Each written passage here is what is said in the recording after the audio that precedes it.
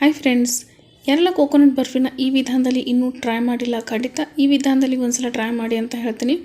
Taste ಕೂಡ ತುಂಬ ಚೆನ್ನಾಗಿರುತ್ತೆ, ಹಾಗೆ ಮಾಡೋದು ಕೂಡ ತುಂಬಾ ಸಿಂಪಲ್ ಆಗಿ ಅಂತ ಹೇಳ್ತೀನಿ. ಒಂದ್ಸಲ ಇದನ್ನ ಮಾಡಿಟ್ಕೊಂಡ್ರೆ ಸಾಕು, ನಾವು ಆರಾಮ್ಸೆ ಇದನ್ನ ತಿಂಗಳವರೆಗೆ ಒಂದು ಏರ್ಟೈಟ್ ಬಾಕ್ಸಲ್ಲಿ ಹಾಕಿ ಇಟ್ಕೊಂಡು ಎಂಜಾಯ್ ಮಾಡ್ಬೋದು. ಬನ್ನಿ ಹಾಗಿದ್ರೆ ಈ ಕೋಕೋನಟ್ ಬರ್ಫಿನ ಯಾವ ರೀತಿ ಮಾಡೋದು ಅಂಥೇಳಿ ನೋಡೋಣ. ಮೊದಲಿಗೆ ಇಲ್ಲಿ ಕಾಯಿನ ತುರಿದ್ಬಿಟ್ಟು ತೊಗೊಳ್ಬೇಕಾಗತ್ತೆ. ನಾನಿಲ್ಲಿ ಒಂದು 5 ತೆಂಗಿನಕಾಯಿನ ತುರಿದ್ಬಿಟ್ಟು ತೊಗೊಂಡಿದ್ದೀನಿ. ಇವಾಗ ಇದನ್ನು ಒಂದು ಕಡಾಯಿನಲ್ಲಿ ಹಾಕ್ಕೊಳ್ತಾ ಇದ್ದೀನಿ. ಕಡಾಯಿ ಅಥವಾ ನೀವು ಯಾವುದರಲ್ಲಿ ಈ ಬರ್ಫಿನ ಮಾಡ್ತೀರಾ ಅದು ಸ್ವಲ್ಪ ದಪ್ಪ ತಳ ಇರುವಂಥ ಪಾತ್ರೆನೇ ತೊಗೊಳ್ಳಿ.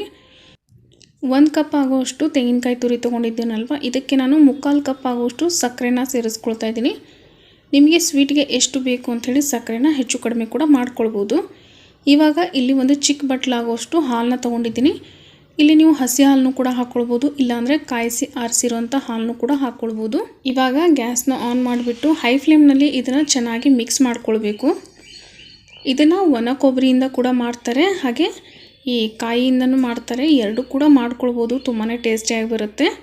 ಆದರೆ ಈ ರೀತಿ ಫ್ರೆಶ್ ಕಾಯಿಯಲ್ಲಿ ಮಾಡಿದಾಗ ಇನ್ನೂ ಸ್ವಲ್ಪ ಟೇಸ್ಟು ಜಾಸ್ತಿಯಾಗಿ ಬರುತ್ತೆ ಅಂತ ಹೇಳ್ತೀನಿ. ಇವಾಗ ನೋಡಿ ಸಕ್ಕರೆ ಎಲ್ಲ ಕರಗ್ತಾ ಇದೆ. ನೀವು ಇದನ್ನು ಹೈ ಫ್ಲೇಮಲ್ಲಿ ಅಥವಾ ಮೀಡಿಯಮ್ ಫ್ಲೇಮ್ನಲ್ಲಿ ಇಟ್ಕೊಂಡು ಮಾಡ್ಕೊಳ್ಬೋದು. ನಾನಿಲ್ಲಿ ಹೈ ಫ್ಲೇಮ್ನಲ್ಲಿ ಇಟ್ಕೊಂಡು ಮಾಡ್ತಾಯಿದ್ದೀನಿ. ನೋಡ್ತಾ ಇರ್ಬೋದು ಸಕ್ಕರೆ ಎಲ್ಲ ಚೆನ್ನಾಗಿ ಕರಗ್ತಾ ಇದೆ. ಈ ಸಕ್ಕರೆ ಕರಗ್ತಾ ಈ ಕಾಯಿದು ಹಸಿ ವಾಸನೆ ಏನಿರುತ್ತಲ್ವ ಅದು ಕೂಡ ಹೋಗುತ್ತೆ ಚೆನ್ನಾಗಿ. ಇವಾಗ ಇದನ್ನ ಚೆನ್ನಾಗಿ ಮಿಕ್ಸ್ ಮಾಡ್ಕೊಳ್ತಾನೆ ಇರಬೇಕು. ಇದು ಗಟ್ಟಿ ಆಗ್ತಾ ಬರುತ್ತೆ.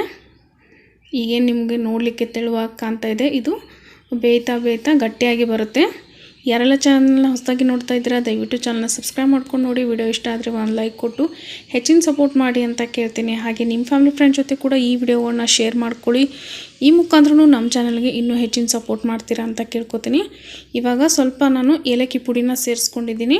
ಏಲಕ್ಕಿ ಪುಡಿ ಹಾಕಿಬಿಟ್ಟು ಚೆನ್ನಾಗಿ ಮಿಕ್ಸ್ ಮಾಡ್ಕೊಂಡಿದ್ದೀನಿ. ನೋಡ್ತಾ ಇರ್ಬೋದು ಪಾಕ ಎಲ್ಲ ಗಟ್ಟಿ ಆಗ್ತಾ ಬಂದಿದೆ.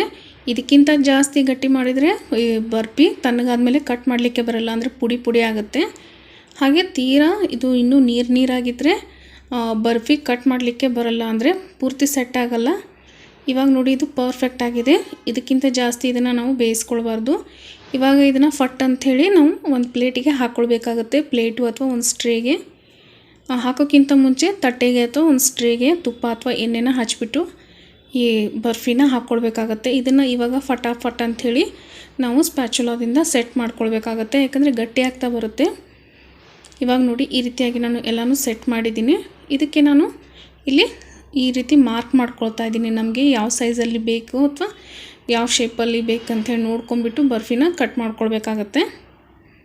ಇವಾಗ ಕಟ್ ಮಾಡಿ ಆದಮೇಲೆ ಇದಕ್ಕೆ ನಾನು ಮೇಲ್ಗಡೆ ಸ್ವಲ್ಪ ಬಾದಾಮಿಯಿಂದ ಡೆಕೋರೇಷನ್ ಮಾಡ್ಕೊಳ್ತಾ ಇದ್ದೀನಿ. ನೀವು ಬೇಕಿದ್ದರೆ ಬಾದಾಮಿ ಬದಲಾಗಿ ಗೋಡಂಬಿ ಅಥವಾ ಪಿಸ್ತಾದಿಂದನೂ ಕೂಡ ಡೆಕೋರೇಷನ್ ಮಾಡ್ಕೊಳ್ಬೋದು. ಡ್ರೈ ಫ್ರೂಟ್ಸ್ನ ಬಳಸಲೇಬೇಕಂತೇನಿಲ್ಲ, ನೀವು ಹಾಗೆ ಕೂಡ ಮಾಡ್ಕೊಳ್ಬೋದು. ಇವಾಗ ಇದನ್ನು ಒಂದು 4 ರಿಂದ 5 ಗಂಟೆಗಳ ಕಾಲ ಪೂರ್ತಿ ತಣ್ಣಗಾಗಲಿಕ್ಕೆ ಬಿಡಬೇಕಾಗತ್ತೆ. ನೋಡಿ ಇವಾಗ ಪೂರ್ತಿಯಾಗಿ ತಣ್ಣಗಾಗಿದೆ. ನಾವೇನು ಮಾರ್ಕ್ ಮಾಡ್ಕೊಂಡಿದ್ವಲ್ವ ಅಲ್ಲಿ ಮತ್ತೆ ಈ ರೀತಿಯಾಗಿ ಚಾಕುವಿಂದ ಕಟ್ ಮಾಡ್ಕೊಳ್ಬೇಕಾಗತ್ತೆ, ಯಾಕಂದರೆ ಇದು ತಣ್ಣಗಾಗ್ಲಿಕ್ಕೆ ಬಿಟ್ಟಾಗ ಬಿಸಿ ಇರೋದ್ರಿಂದ ಮತ್ತೆ ಜಾಯಿಂಟ್ ಆಗಿರುತ್ತೆ. ಸೊ ನಮಗೆ ಪೀಸಸ್ಸು ಈಸಿಯಾಗಿ ಕಟ್ ಆಗಲಿ ಅಂಥೇಳಿ ಈ ರೀತಿಯಾಗಿ ನಾನು ಮತ್ತೆ ಕಟ್ ಮಾಡ್ಕೊಳ್ತಾ ಇದ್ದೀನಿ.